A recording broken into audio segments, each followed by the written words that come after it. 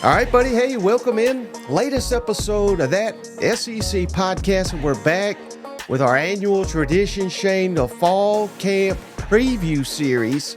And where better to start than your Texas Longhorns coming into the SEC. Everybody thinks I hate them. They're going to find out what I really think about the Texas Longhorns on this episode. So, again, if you're new to the show, we do this every offseason. We basically just spend as much time as possible covering each and every team. We're only going to do Texas today. We're going to break down what they did last year quickly, what they got coming in, transfer portal, recruiting, depth charts, break it down position by position, the top 10 players that I think will be ranked in the upcoming EA Sports College Football video game. And then at the end, we get to Shane's favorite part where we have an optimistic view of Texas schedule and give predictions with our burnt orange sunglasses on. How's that sound, buddy? Oh, longest intro ever. Hey, buddy, I'm ready, brother. I am pumped up, ready to drink some cold beer, talk some Texas football. By God, they're coming over here, and they're going to make a statement year one, it feels like. Right. Well, I apologize, Shane, here. I kind of forgot how we did these. Everything, I forget what I do 10 minutes after I've done it. So there's going to be probably some mistakes here. And again, we're starting with Texas. We're going to do Oklahoma next to kind of welcome them into the SEC. But clearly, I probably should have led with that as well, Shane. These are the two teams that we are still in the process of getting to know. Again, that's what this episode's for, is basically for the rest of the SEC, and a deep dive introduction into what this Texas Longhorn team's going to look like.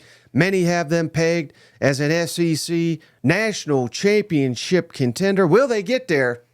Let's find out here, Shade. So real quick, again, we're not going to spend a ton of time on what they did last season, but Texas went 12-2, won the Big 12 by beating a 10-win Oklahoma State team 49-21, reached the college football playoff and remember, if you recall, Shane, that game came down to essentially Texas drove the length of the field. They had multiple opportunities to score, could have won and went on to the national championship, but a 6-point loss to Washington and only a 4-point loss against Oklahoma. Those are your only losses. I mean, this was one hell of a team last season, and this is a big reason why folks are so high on Texas. Steve Sarkisian and company coming into the SEC. Man, they just blew me away how good they were last year. Absolutely, man. And I think that's the key. I mean, they were what is that? I'm terrible with math, Mike. 6 points, 8 points, something like that away from going completely undefeated, competing for a national championship. You know, there's a reason that people are really high on the Longhorns coming into this season. This is a big part of it. Now, the negative Nellies say, well, look at that close win against this team. Look at that close win against that team. Right. Buddy, it doesn't matter, because at the end of the day, as long as you got more points than the other team, you've got yourself a victory. And that's why I think Longhorn fans are so excited about this upcoming SEC season. Right. And a big reason why, Shane, Steve Sarkisian, head coach, he's 71-49 overall in 10 seasons, 34-29 at Washington, went 12-6 at Southern Cal. But he's 25-14 here at Texas, Shane, with a 2-4 bowl record. Certainly, I think he's getting a lot better. We all know, we don't have to rehash, but he's had personal demons, so he's putting that behind him. They're getting better and better each year in Austin, and they're all in on building a championship. And one thing, we've made these talking points all off season, Shane, but I think they need to be reiterated that now with Nick Saban retired. Again, we'll do Alabama's preview here in the coming days and weeks, but it's not like Alabama's going to completely disappear. Mm-hmm. But the point I'm trying to make is there's a void there to where every year you go into the year being, well, you're just lucky if you can compete with Alabama, because we all know, about every other year Alabama's going to win the SEC, go win the national championship, and I don't think that's going to be the case moving forward. So does that mean that a program like Texas is the next Alabama, or does it mean, that maybe every other year it's a different team winning the SEC. That remains to be seen. But I definitely think you could throw Texas into that conversation as a team, a program that could become the next Alabama. Absolutely, man. I just did one of my cousin Shane countdowns, and it was Georgia's first national championship victory in 40 years. You know what I'm saying? Now they're like the team that nobody wants to play. So it can quickly change, brother. It just takes one, maybe two good seasons back to back, and then all of a sudden you're the top dog that everybody's pointing at. Right. And another big reason I like Texas, Shane, there are three coordinators. Defensive coordinator Pete I always butcher this guy's name, Kowalski. He's been there since January 2021. Special teams coordinator Jeff Banks, same thing. And offensive line coach / offensive coordinator Kyle Flood. All three of these guys, Shane, they've been there with Sark the entire time since January 2021. Having that kind of continuity, I think, is huge for Texas as they come into the SEC. I think it shows the culture and the commitment to excellence and the fact that they're paying these guys. They're probably paying them more than just about anybody in the country to coordinate the Texas Longhorns, and the belief that we can get us to an SEC, a national championship. I think that's huge. The only assistant coach changeover, Shane, we got a new. This is how big time Texas is, Shane. They stole Arizona defensive coordinator Johnny Nansen. They stole him away. He was, our Arizona won 10 games last year. He's their new inside linebackers coach, Shane. Give me your coordinator, your 10-win team. We need a linebackers coach down there. He spent 7 seasons previously with Steve Sarkisian, so he knows all about Sark, and he also got a co-defensive coordinator role to come to Austin.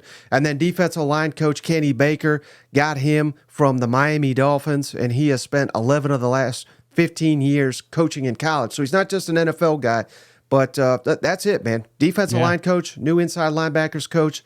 The rest of them were all back in it for the SEC. So a lot of coaching continuity on Texas. No, it's big, man. That's absolutely big because you're not learning something new. You're just building on something that you know. So I think that plays a big part in making a big run. Right. And now as for returning production, Shane, throw up the graphic here, but offense, we're returning 57.5%. That's number 7 in the SEC. So right dead in the middle there, but we are returning 86.7% of our passing thanks to Quinn Ewers and his 3,479 yards. Good Lord. 69% completion percentage, 22 touchdowns, 6 picks.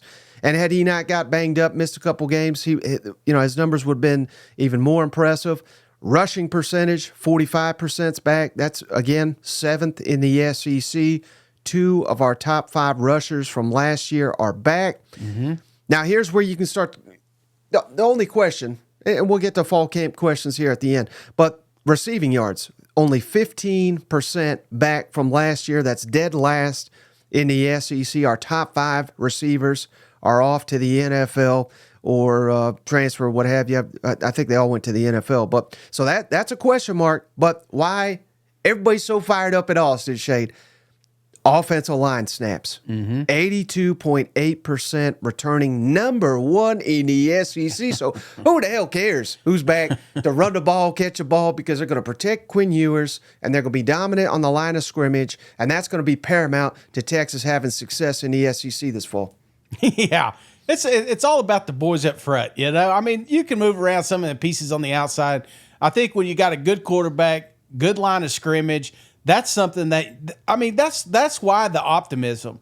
We're going to talk about some of these other teams in the next coming days here, and there's a little bit of pessimism coming up just because of that line of scrimmage, but no, not with Texas, buddy.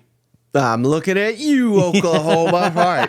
How about defense, Shane? 52% returning. That's 8th in the SEC. We're bringing back 59% of our tackles. That is also 8th in the SEC.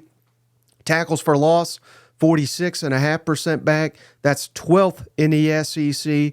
But sacks, 65% back. That's number 3 in the SEC. Interceptions, 37.5% back. That's number 9 in the SEC. Same as passes defended, 52% are back. Number 9 in the SEC. So kind of middle of the road here. Again, I'm not seeing anything that stands out particularly about now. Texas defense was really good last year. I think that's not discussed enough. They had two of the best run stuffers in the country last year. They're both in the NFL now, so that will be a somewhat of a question mark. But we are absolutely loaded with talent, and we haven't even gotten to the transfer portal where we shored up a lot of these deficiencies. Yeah, absolutely. I mean, the NFL draft is what decimated this side of the ball, but that's a good thing, Mike, because again, like most of these big dogs that you see out here, it's more of a committee. You've got to have a good rotation, and so some of these guys coming back they got actual playing time last year and would be starters somewhere else, but they were just biding their time. Right. And then, so let's get into the transfer portal, Shane, real quick. Guys that left the program. I'll just kind of highlight the guys that I think, could be missed essentially. But cornerback Terrence Brooks went to Illinois. Again, if you go to Illinois from Texas, how big of a loss is that really? It's like going to Illinois on vacation, It's like, you got family up there, don't you? Quarterback Malik Murphy, again, he wasn't going to start. He played a little bit last year. It was kind of so-so, but he's probably going to be the starting quarterback at Duke. Offensive lineman Peyton Kirkland, he went to Colorado to go fail with Dion. And then they lost a couple of guys to Auburn. Safety Jaron Thompson, defensive lineman Trill Carter, and then really the only one that stands out to me, Shane, receiver Isaiah Nayor went to Nebraska. He's been banged up much of his Texas career, which is very unfortunate. He's got a lot of potential. But again, this is not a team that really lost much at all via the transfer portal. Is there anyone on there that you felt like was a big hit? Probably that corner, Terrence Brooks. Yeah. Because we had to bring in, again, we're about to get into the guys we added, but we essentially had to bring someone in to replace him. I think he would have made an impact on his football team. But good news, Shane, transfer portal additions, number 5 class in the country, according to On3 Here Texas. comes the Lamborghinis, Mike. Here they come. And 24/7 Sports had it as the number 6 class. So again, we're talking one of the best classes by any metric you use for transfer portal. And it's not because they signed 30, 40 guys like Dion does. It's because they signed quality players, Shane, and that's the big difference. We talked about Texas being number 16 in the returning production receiving. Well, they shored that up big time way, Shane, with the transfer portal. Receiver Matthew Golden at Houston, 76 catches, 988 yards, and 13 touchdowns in 20 games. And he got a little banged up. Otherwise, his numbers would be even better. He played against Texas, being at Houston. He scored 2 touchdowns on the Longhorns. So I think this is a case where Sark went over there and said, hey, if that guy jumps to the portal, let's go get him. We could use him over there. He had 14 kickoff returns too, Shane. 2 of them he brought back for touchdowns and averaged over 31 yards per kickoff return. So dynamic talent, Matthew Golden. They also added receiver Isaiah Bond from Alabama, the grave digger. Auburn never wants to hear about him again. 65 catches, 888 yards, 5 touchdowns last season for the Tide. Receiver Silas Bolden from Oregon State, 80 catches, 1,076 receiving yards, and 9 touchdowns at Oregon State last season. And then another Alabama player, tight end Amari Niblack, Shane, 21 catches, 342 yards, 5 touchdowns for the Crimson Tide. So when you see all these additions, I think that's why most Texas fans are unfazed by losing so much receiver talent. Absolutely. Well, again, you picked up valuable pieces that are going to play immediately and have a track record. It's not, it's not like some of these guys that went to Costco and just bought in bulk. You know what I'm saying? they went to Trader Joe's and spent a little more than they should to get individual objects. So these players are going to come in, have an immediate impact, and you're right. That's why Texas fans are pumped up. Now, on the defensive side of the ball, again, they got some stars. Shane, safety, Andrew Makuba from Clemson. He had 149 tackles, 20 passes defended, and an interception during his time there. He was a freshman All-American in 2021. They got an edge defender, Trey Moore from UTSA, Shane. He was AAC Defensive Player of the Year last year. 17 and a half tackles for loss, 14 sacks in one season at UTSA. That's insane. They got defensive lineman from Arizona, Trioli Savier, 36 tackles, 7.5 tackles for loss, 1.5 sack.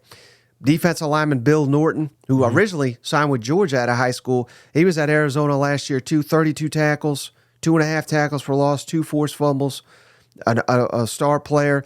Jermaine Lowell, another defensive lineman from Louisville. 7th season of college football. So he's buying beer for the entire team, if I had to imagine. And then last but not least, cornerback Javion Cole at San Jose State. He had 3 picks, 10 pass breakups for San Jose. So they'll plug him in on the defensive side of the ball. But some quality additions here for the Texas Longhorns. Oh, absolutely, man. Boy, UTSA they just went in there and raided their cabinets, didn't they? And then not to be outdone again, it seems like with the transfer portal, Shane, it seems like recruiting, it's still obviously very important, but I think it's not what it was in the sense of, you sign all these guys and you hope they can make an impact right away. Now, we signed such good players at Texas. That's going to happen. We're going to have some freshmen making plays, but we're not dependent on them to come in and star, if that makes sense. Yeah. Now, we signed the number 5 recruiting class in the country, number 3 in the SEC, 4 5-stars. So these are the guys to watch, Shane, that could make a big impact. Colin Simmons, the number 2 linebacker in the country. Brandon Baker, the number 2 offensive tackle in the country. Xavier Fills-Ami, the number 2 safety. And then Kobe Black, the number 5 corner in the country. And oh, by the way, Shane, 24 stars also signed by Texas, led by Ryan Wingo, number 8 receiver in the country. Jarrett Gibson, number 9 running back in the country. Jordan Washington, number 22 tight end in the country. And Christian Clark, number 23 running back in the country. If they have any freshmen make big impacts this year, I think it's going to come from this collection of guys I just referenced. Yeah, no, I'm hearing some good stuff from some of them young players. So some of these guys are going to get on the field immediately. Maybe not like I said, it's not going to be an everyday player or something like that, but it's those fill-ins. It's, the grind of the SEC when you need these boys to bulk up and be ready in October as you're traveling somewhere in the South, So that's the key here with these young kids that they brought in. Right, and not to mention special teams. Throwing some of these guys is the best way for them to get on the field, show they can make an impact, and earn some playing time. So that's just something to keep in your back pocket. That's how I got this job, Mike, Long snapping, All right, now as for ranking, what we do next, we like to rank the positions. We always start with offense, and we get to defense. And Shane just mocks how I hate tight ends, apparently. But for Texas, I'd go at offensive line. I think that's the best position on the offensive side of the football, Shane. Left tackle, Kelvin Banks, preseason All-American. He was first team All Big 12 last year. He's got 27 starts under his belt. If he was eligible for the NFL draft, he probably would have went and would have been a first-round pick. He will be in the next upcoming draft if he decides to go. Center Jake Majors, 41 starts. He was honorable mention All Big 12 last year. And then left guard, Hayden Connor, 27 starts, 4-time Big 12 honor roll, something Shane and I could never possibly do. And then right guard, DJ Campbell, 14 starts in his career with, and then we got other guys like right tackle Cameron Williams. He's got 9 appearances. Guard Cole Houston's got 22 appearances. Connor Robinson, 10 appearances. We've got a loaded offensive line. And again, that's before we even reference the freshman, Brandon Baker, the number 2 offensive tackle prospect in the country. I just think about that honor roll. Did I ever tell you about the time I did a spelling bee? No. Real quick. I was in the cafeteria, and some of these boys had this book, and it was a spelling bee. It had all the words that they were going to read to us, And some of these kids are actually studying this stuff. So I signed up for it, obviously, just to get out of class. Now, I knew I wouldn't be able to spell these words, So I'm looking at this book, and I'm going to the first word. It started with an A, and it was really long. I was like, I'm not going to – what am I doing, Shane? What are you doing? So I threw the book down, and I didn't think about it again. When we went to the podium to do the spelling bee, I thought, hey, smart Shane, let's get in the back of the line because at least I'll stay out of class a little bit longer if I'm in the back of this line. And guess what they started? They started at the back of the line. There I was. And guess what word they gave me? The first damn word. If I would have just memorized the first one, I could have made it to round 2. Like I said, we ain't making the 4-time honor roll. I can promise you that. All right, next Shane, I got the quarterbacks. And this is maybe a little hype. I get it, but I'm not talking Quinn Ewers again.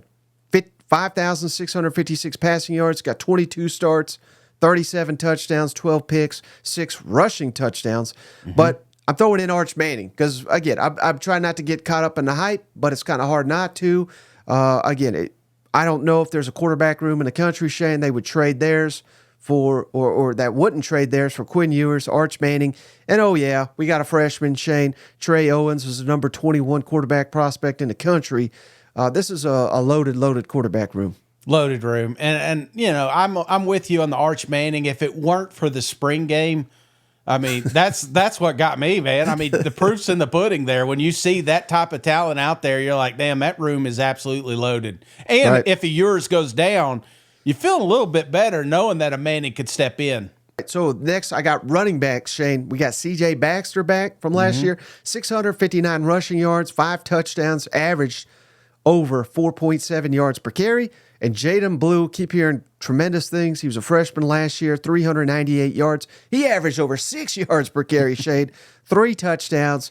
And then we signed 2 star freshmen, Jarrett Gibson, number 9 running back, and Christian Clark, the number 23 running back. I'd put these guys a little bit higher, but concern is not the right word, but I think we don't have quite the depth at running back that maybe some of these other SEC teams do, if that makes sense.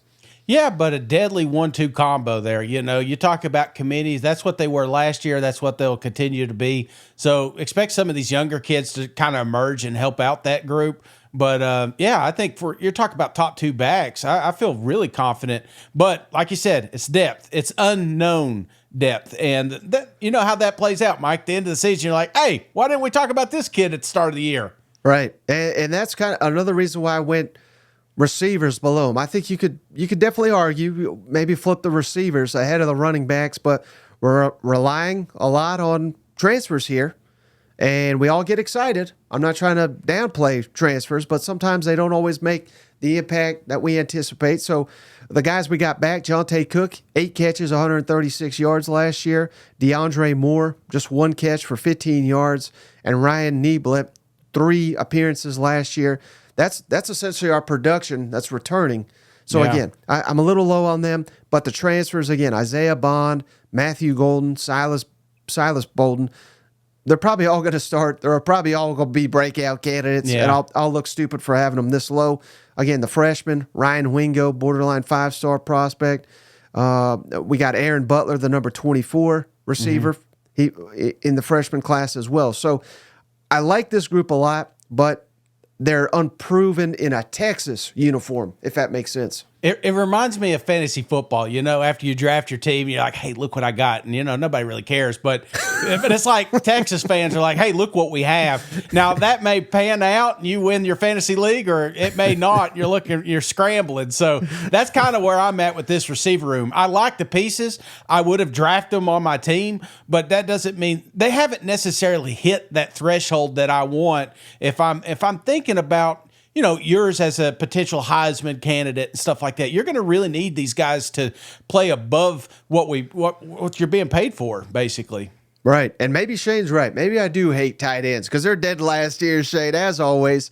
We got Gunnar Helm back from last year. He had 14 catches, 192 yards, 2 touchdowns.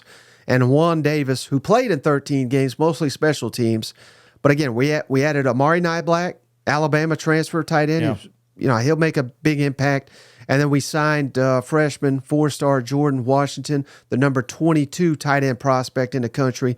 And I think for any other program, maybe the tight ends will be a little bit higher. I'm not calling them a liability or anything, but we got a lot of dudes on this team, basically. Absolutely. Saban never knew what to do with tight ends. I mean, you know. Now, on the defensive side of the ball, this was a lot tougher for me. I'm kind of splitting hairs here. Very, very talented on all 3 positions, D-line, linebacker, and defensive backs. But I lean defensive backs as the best unit here for the Texas Longhorns, Shane. Jahdae Barron, he's back, 61 tackles. He was a Thorpe semifinalist, 4.5 tackles for loss. He's a star. I'm hearing Malik Muhammad. I believe he's a sophomore. I hear this guy's a future All-American. 31 tackles, a pick, 4 passes defended in 2 starts last year. Gavin Holmes, 16 tackles, 2 passes defended in 2 starts. And Derek Williams, 42 tackles, 2 passes defended, 2 tackles for loss in 13 games. And then we talked about the transfers. Andrew Makuba from Clemson. He could be all SEC. Javion Cole, the San Jose State transfer. And then a couple 5-stars recruits here. Xavier Fields with me, Kobe Palak, and Jordan Johnson Rubel, the number 16 corner, was a 4-star. Add them to the mix. We got a very talented, very deep defensive backfield here in Austin. Yeah, you're going to need it, dude. Because you look at schedule, you're going to be going against some dudes, man. You know what I'm saying? And it's I know you're going to get tired of hearing it, but say the Big 12 no more. You know, this is SEC. If you're not a 5-star, then, you know, I mean, if you just look at the landscape of SEC football, just in that receiver rooms, I mean, it's crazy how much that has changed in the last 10 years, man. Right.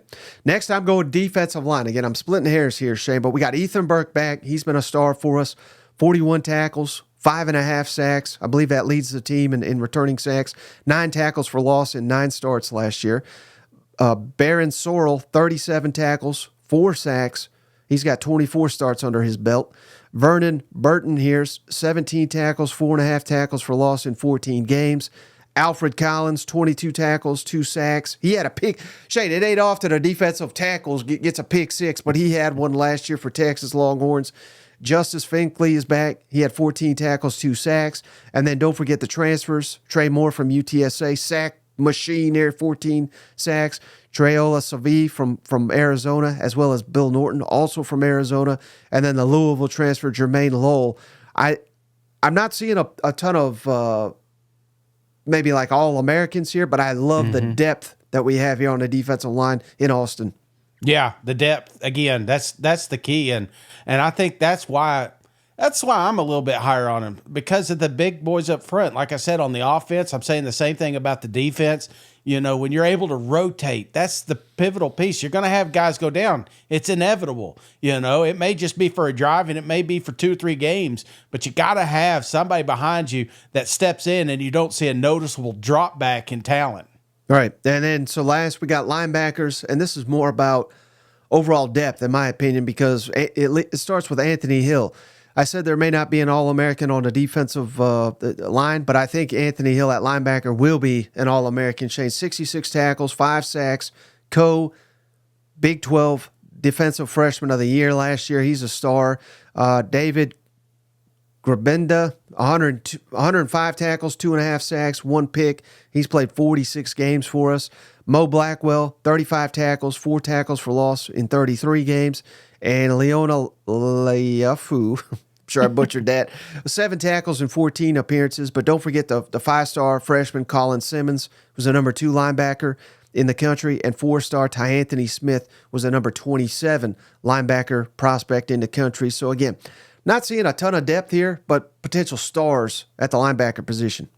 Yeah, and you know, again, that's like if you were picking the defense, like what am I going to be a little thin at? This is where I want it. You know, I want competitive depth up front. I want depth in the backfield, and then the middle linebackers. You know, linebacker core. I just need a few pieces. You know, right, and that's just the way college football is going, Shane. Yeah. More defensive backs on the field, more defensive linemen on the field, if you can get them. A lot of people can't get them. And then real quick, kicker and punter, Shane. Bert Auburn, I don't know how he went to Texas. Should have went to the Blades, but he was all Big 12 first team, and he's hit 50 of 61 field goals. He's outstanding kicker for Texas. He holds the Texas and Big 12 record, Shane. 19 consecutive field goals hit in a row. So he's outstanding.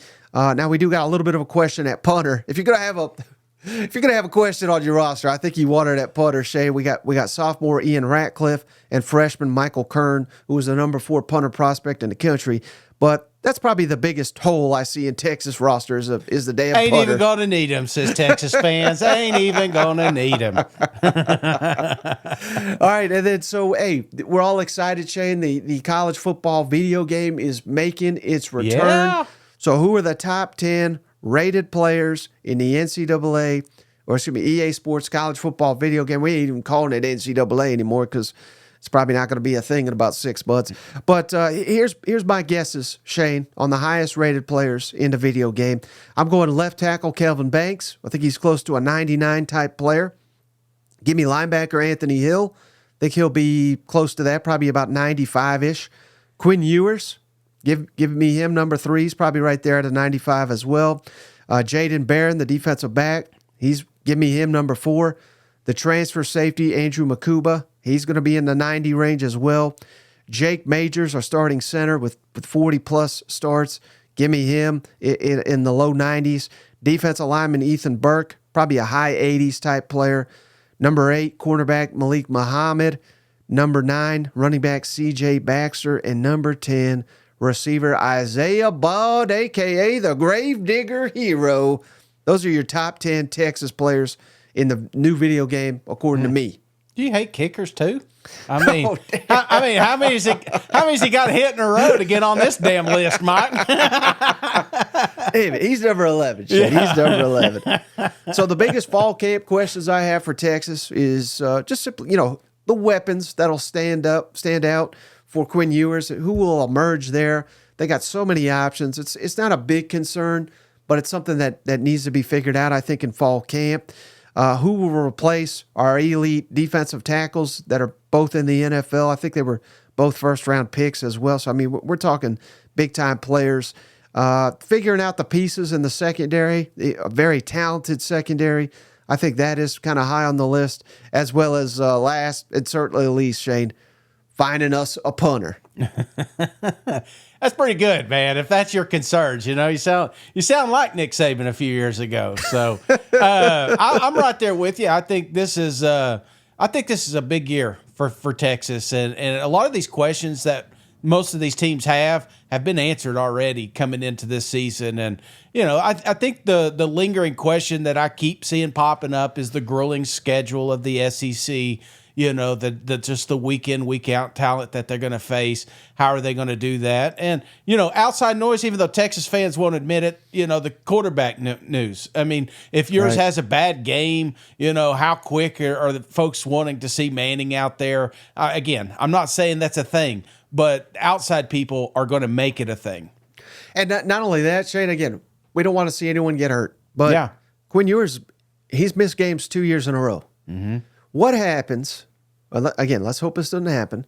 What if he gets injured or something, and then Arch starts like the Oklahoma game or the Georgia game, and beats him and looks fantastic. Tom Brady's that shit, right? You're right. I mean that is something that could happen, and it doesn't have to be Oklahoma, it doesn't have to be Georgia. But I mean, he throws 6 touchdowns against Mississippi State. You're going to turn around and say, "All right, sit your ass back down." That is something that could come up. Well, I felt it.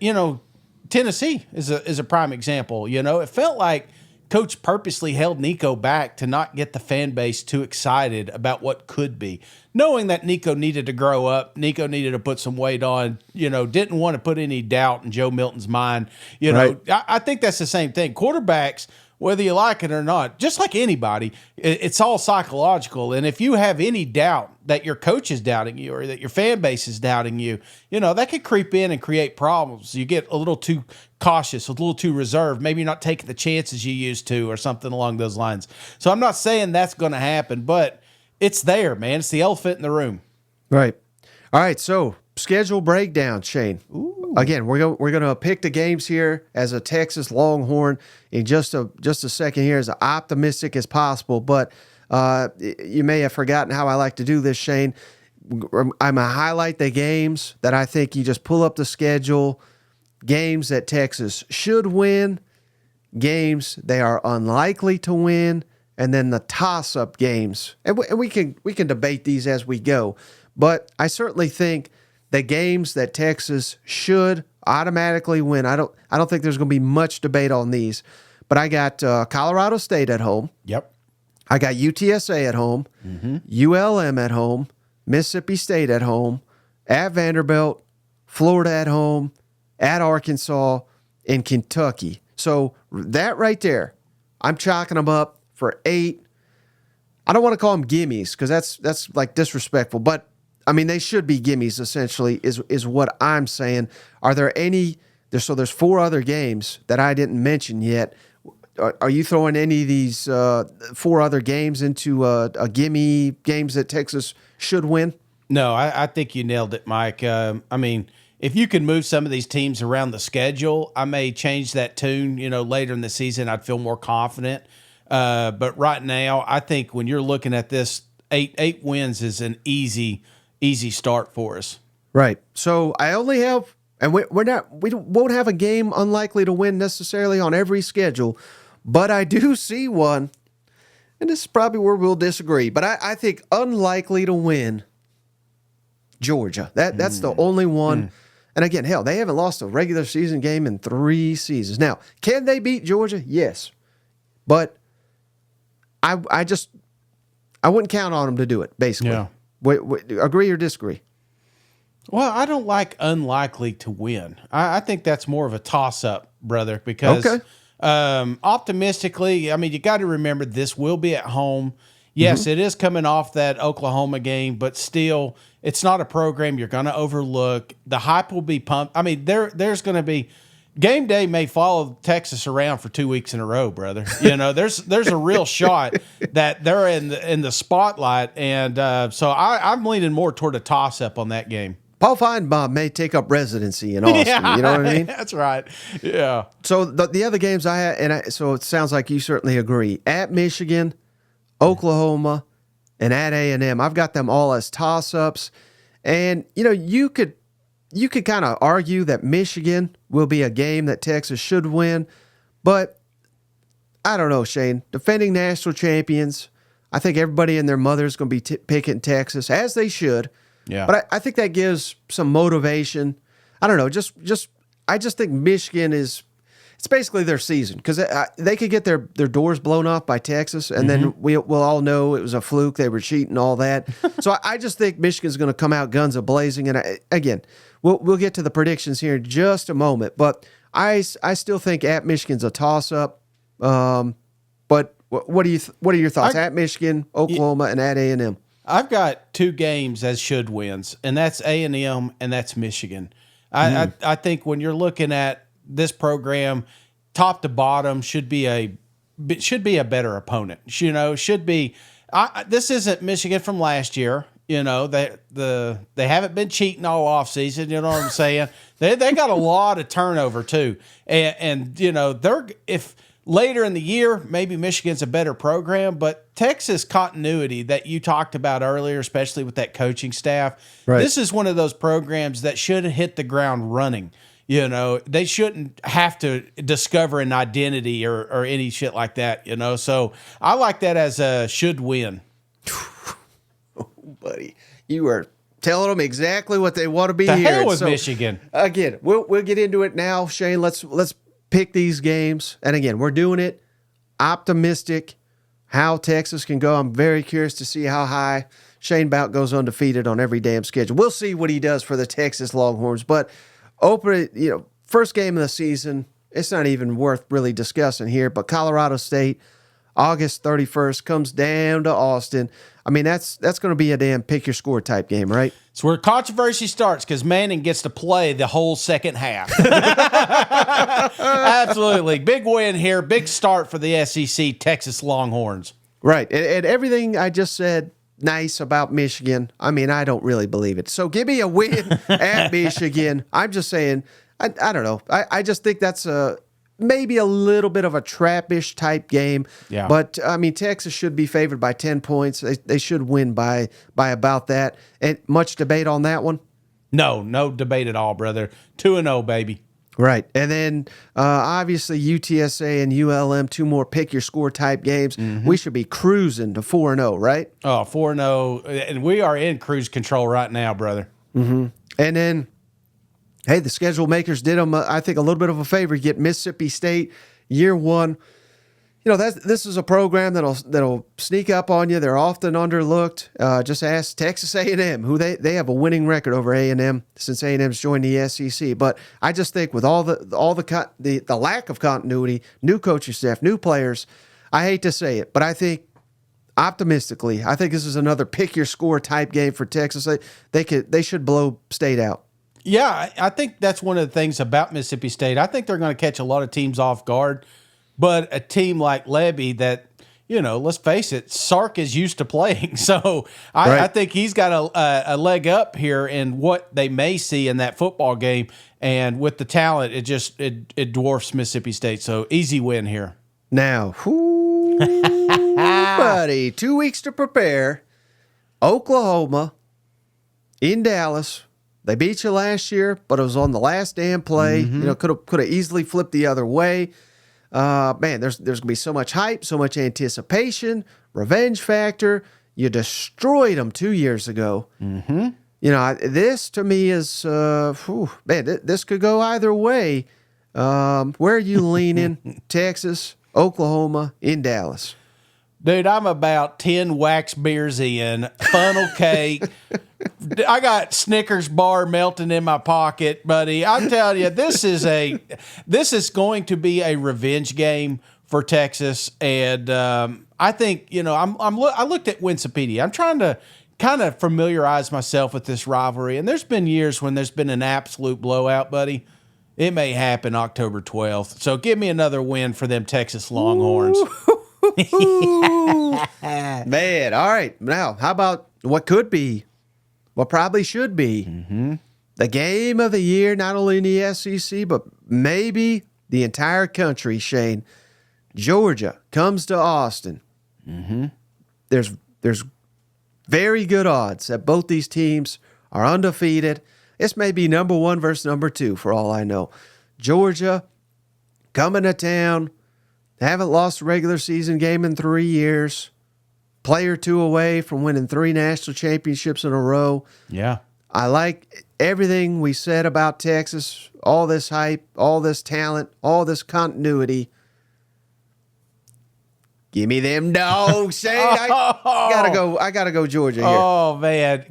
I know this is Longhorn, but is there any chance we could pull up Georgia's schedule? I'm just wondering, leading up to that game, what they've got on their plate. I kind of remember, but I kind of don't. Here's the Georgia schedule. I mean, they could trip up at Alabama. Yeah. Auburn, it won't be a gimme, but it is at home. They've owned Auburn, particularly at home here. Clemson will be tricky in the opener at Kentucky, but I would say they'll cruise to undefeated because of that Alabama game. But yeah, they're gonna at worst be 5-1. Do you think that's better going into a game like that? Because I think Georgia will have obviously more of a bumpy road on the way to this Texas game. Do you think? I mean, just years past, do you find a team that's had a tougher schedule does better, or do you think maybe they've gotten beat down, or they're not able to relax the players because that's what they do a lot of times, try to pull them out, in the fourth quarter and give them some rest. Oh, so Texas come into this conference, Shane, and Georgia's going to be too beat up to face them. That's what we're saying here. No, give me. I like Georgia's path better because again, look at Texas. I mean, who in the hell is going to touch them before this, aside from Oklahoma and maybe Michigan? But we don't even believe Michigan. Yeah. So it's going to be 5 blowouts, a tough game. Not even on the road, but neutral site. You're right. Give me Georgia's path, and that doesn't mean Texas can't win it. But no, I think I like being battle tested because whatever they throw at you at Austin, and it'll be a damn war down there because they'll have a lot on the line. But I think Georgia, it's nothing they won't have seen in Tuscaloosa at night. Yeah, no, you're right, man. I don't know, and I guess there's the part of me. I'm trying to be optimistic here, Mike. Right. Georgia just does not lose during the regular season. I think they've improved since last year. I think they've learned some mistakes that they've made along the way, but they still get their ass beat by them Texas Longhorns. Give me Longhorns big October 19th, brother. The world goes crazy. All right. Now, next up, At Vanderbilt, Shane, it's going to be a burnt orange takeover down there. Yeah. But if I'm right, and they're hurting after this Georgia game, this is a sneaky, sneaky one, Shane. Give me them Commodores. What? To lose by about 35 to Texas. Come on now. Absolutely. For a second, I thought maybe we skipped ahead to A&M or something. But, yeah, no, this is not a game at all. Right. And then this one, I truly think, because, again, I'm high on Florida, a lot higher than people think, than most people think. I think Florida could really give Texas a game, and particularly after this Oklahoma-Georgia stretch. I know you get Vanderbilt in between, so we're thankful for that.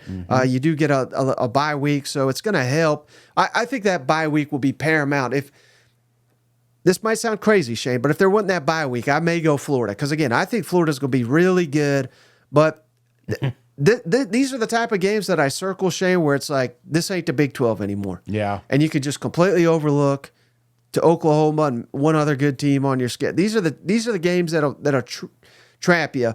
But give me Texas, but not comfortably, if that makes, maybe by like a touchdown. Yeah. No, I'm right there with you. And I think when I view Texas, I look at that schedule of last year, and I think there was some of these games that they just overlooked.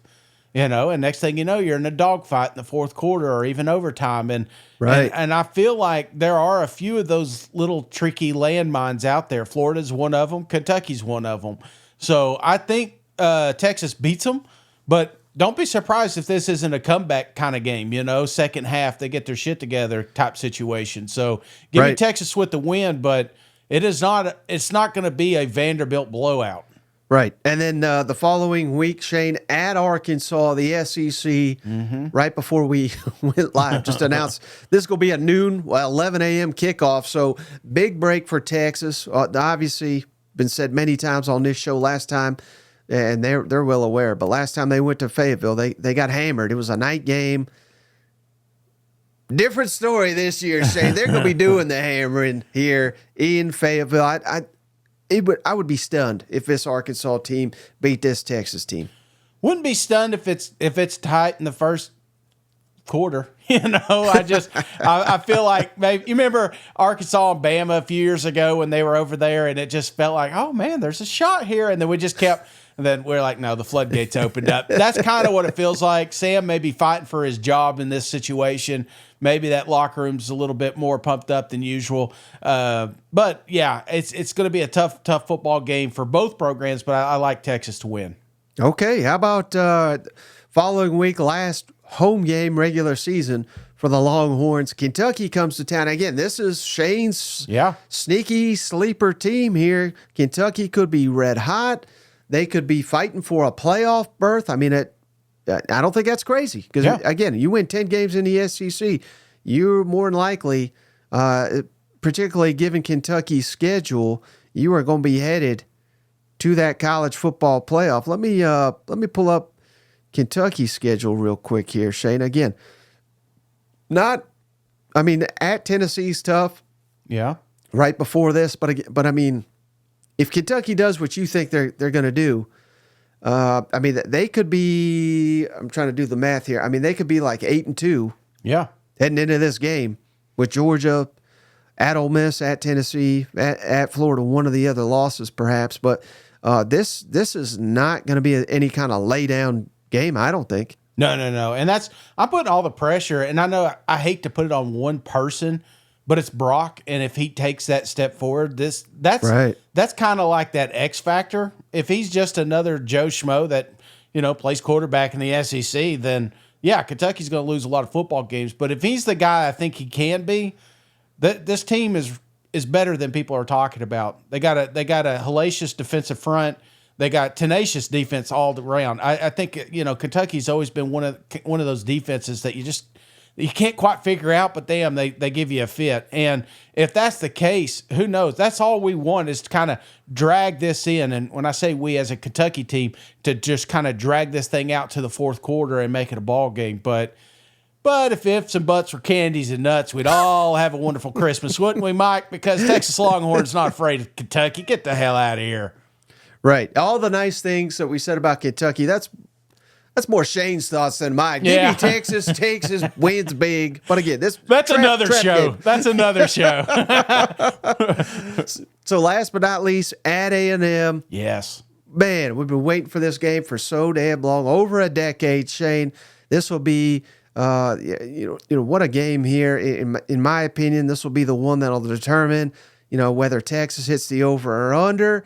And again, we're doing this as a Texas fan. Yeah. Not, we'll get to A&M when we get to A&M. But man, of all that goes into this, I think any unbiased person, as we're doing this today, you say Texas, you say A&M, who's going to win November 30th? I know it's in College Station. I know I've said some bold things here, Shane, but as we're sitting here recording, you already called it. I didn't make fun, but I overlooked Mr. Bert Auburn down there. 19 field goals in a row. He hits his 20th in a row to beat Texas A&M, break him Aggies' hearts in College Station. Give me an 11-1 Texas marching their way to the SEC championship, marching their way to the college football playoff. You got Texas 11-0 so far. Do they go 12-0? Mike, that's pretty impressive for a guy that hates the University of Texas. Here's the deal, Mike. We've been talking about this game nonstop since they left the SEC. They joined us, So A&M has came up here, and they've hid away from them Longhorns long enough. And guess who's coming to town? That big bad bully that kicked your teeth in the last time y'all played. And instead of going back to Austin, which it kind of should have been because the last game was in College Station, they said, hey, we'll play wherever you want. And that's the way I like it, brother. This is a rivalry that's been fired near and dear to our hearts. We've been it feels like preaching it to existence, and it's finally here. But by God, them Longhorns are going to beat the shit out of A&M, man. Oh, buddy. So 12-0 Texas. My word, Shane. We never, well, particularly me, I'd never hear the end of it from Longhorn Nation if that's what happened. You know what? Absolutely, brother. And just talk about how impressive that is, to come into this conference of all the conferences and just kind of insert your dominance. If this were to happen, and again, remember, guys, this is optimistic Longhorn fan here.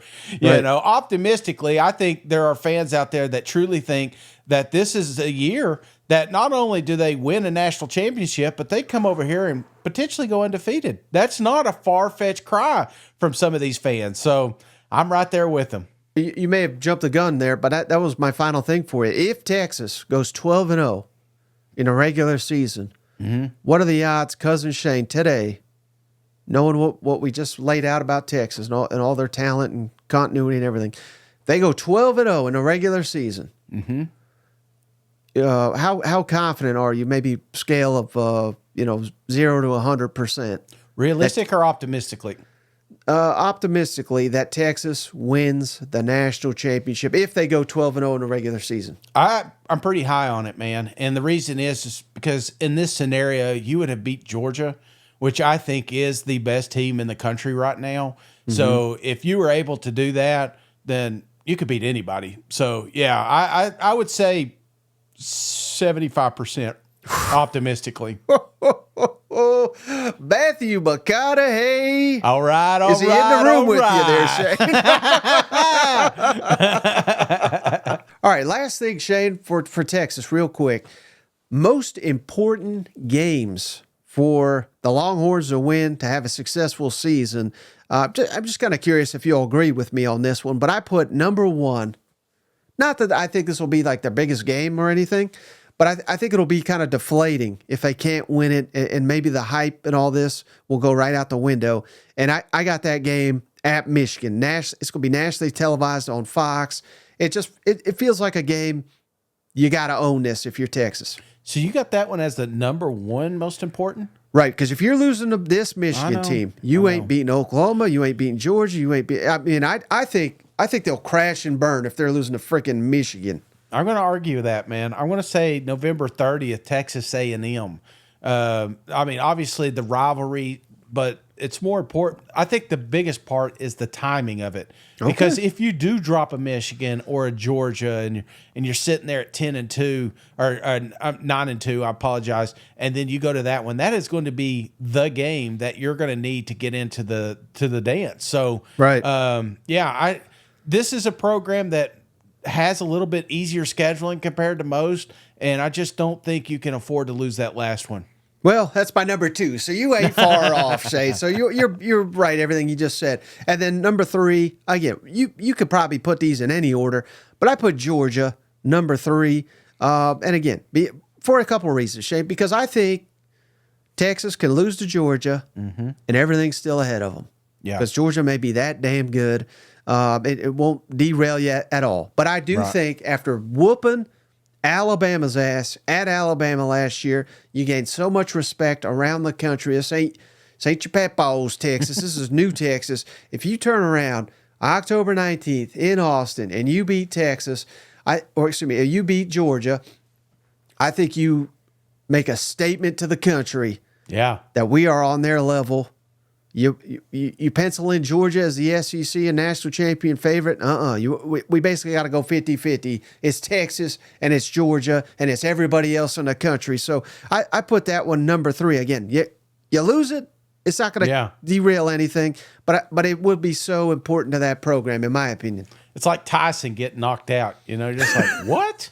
You didn't expect that. So yeah, you're talking about just shocking the world. Beating Georgia, I think it's just a statement. It would be a statement game, and it's people when we get to the tail end of the season, that's what they're going to always be using as kind of where they need to be in the playoffs. Mm-hmm. And any other game that you'd put in the top 3 or Oklahoma? I mean, obviously, yeah. Rivalry. I would probably switch Michigan and Oklahoma. Okay. So I got Texas A&M, Georgia, and then maybe A&M, Oklahoma, then Georgia. That's kind of the right I'd have.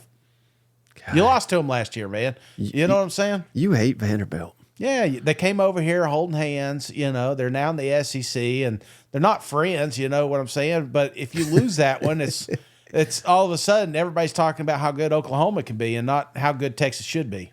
But all right, hey, so that's going to do it for our Texas fall camp preview. We got all 16 teams headed your way soon. But if you made it this far, please like, subscribe, share this video. We put a lot of time and effort into these videos. So, we're just trying to, basically what we're trying to do, Shade, for people, we all grew up loving the magazines, the previews, all that. This is just our version of it as we march our way to SEC Media Days coming up here in about a month and a half. Absolutely, man. It's fun. I love talking about it because they're starting to learn teams individually, like what should we be worried about? What should we be concerned with? What should we be excited about? That's why I like these previews, because it's not just an overall landscape anymore. It's a deep dive. And I tell you what, brother, if anybody's listening to other Longhorn fans, your day's coming. But today, it's all Longhorns.